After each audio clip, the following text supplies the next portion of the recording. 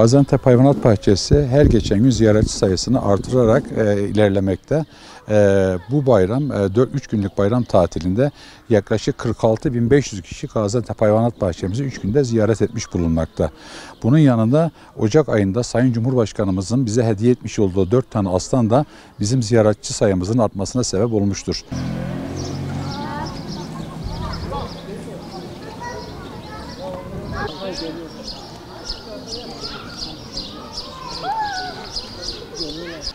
İlk 6 ay değerlendirirsek 2018'de yaklaşık olarak 1.800.000 kişi Gaziantep Hayvanat Bahçesi'ni gezmiş bulunmakta. Bu da tabii 23 Nisan'da 56.500 kişi bir günde gezmiş bulunmakta. Günlük gezen ziyaretçi sayımız hafta içerisinde pazartesi ile cumaya kadar yaklaşık olarak günlük 3-4 bin kişi günlük. Ama hafta sonunda 17.000 kişi, 20.000 kişiyi bulmakta. Bu da ziyaretçi sayımızı artırıyor.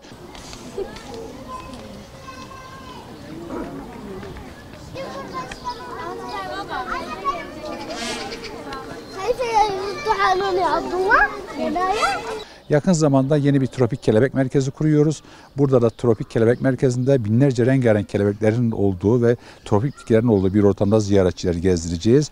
Yeni bir şempanze da saçıyoruz. Burada da şempanzelerimizi daha doğal ortamlara ve kendilerinden daha huzurlu bir ortama geçmelerini sağlayacağız. Bu da tabii ziyaretçilerimizi daha mutlu ediyor. İnsanlara buraya çekmemize cazibe haline getiriyor. Ya şu kuşlara bak. Gelsene, timsah var, timsah. Aklım önüne.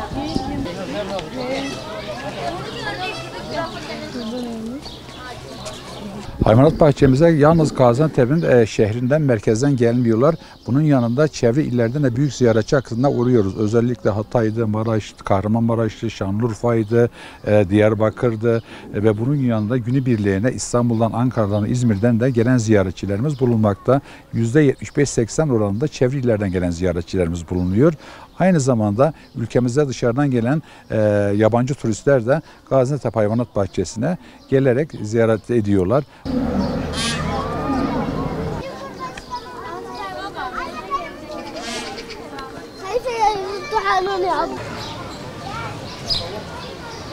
Gaziantep Hayvanat Bahçesi'nde 2019'da inşallah yırtıcıların safarisini, planlarını ve projelerini yapıyoruz.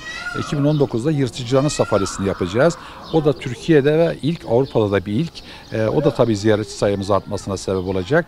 2018'in ilk 6 ayında 1.800.000 kişi ziyaret etmiş bulunuyor.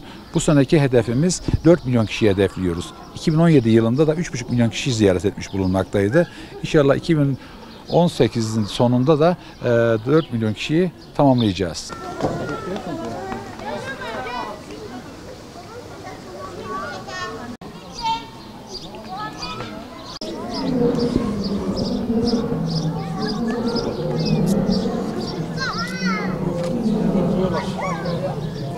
Tüm Türkiye'yi Gaziantep Hayvanat Bahçelerine mutlaka gelip görmelerini istiyoruz. Çünkü burası Türkiye'nin en büyük, Avrupa'nın 3. dünyanın 4. büyük hayvanat bahçesi.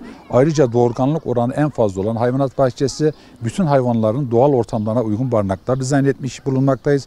Bu da hayvanların doğurganlık oranını artırmakta. Hayvan refahını en üst seviyede sağlayan bir hayvanat bahçesi. Herkesi Gaziantep Hayvanat Bahçesi'ni mutlaka görmesi gerektiğine inanıyorum.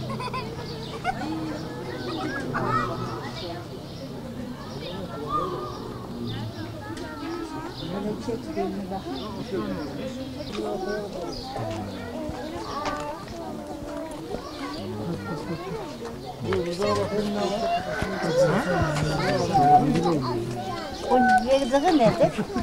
Yemedim.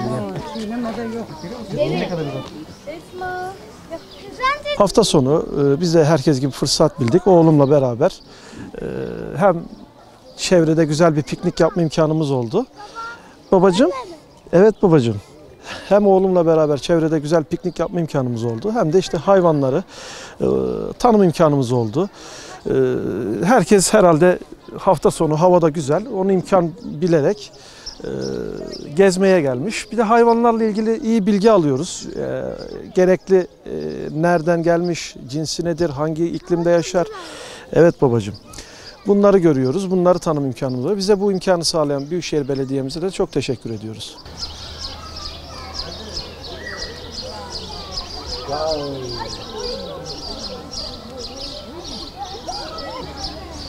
Anadolu'yu al gel. Ne yapıyorsun? Nasıl mı? Gel Anadolu'yu al gel. Vallahi gezilip görülmesi gereken belki de dünyada en güzel yerlerden birisidir. Genişlik ve hayvan çeşitliliği açısından dünyada göreceğiniz en mükemmel hayvanların burada olduğunu düşünüyorum. Safari park alanının yeni açılmış, herkesin görmesi gerekiyor. Arada bir ailemizle beraber gezmeye, çocukları gezdiriyoruz. Yani görmek istediğiniz bütün hayvanları, özellikle balık, ayı, aslan, yılan bölümü. Burak. Şeye gidelim. Timsah var. Bak. Gel. Bak.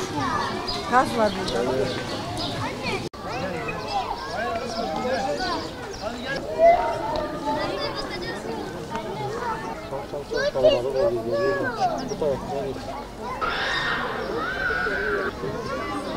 Babamla birlikte hayvanat bahçesine geldik. Tanımadığım hayvanları babama sordum. Daha önce görmedim hayvanları bana çok değişik geldi. Böyle heyecanlandım. Bazenleri hayvanlar böyle elini ısırabiliyor. Yemek veriyorsun. Böyle canlı görmek daha hem heyecanlı geliyor hem de daha güzel geliyor böyle.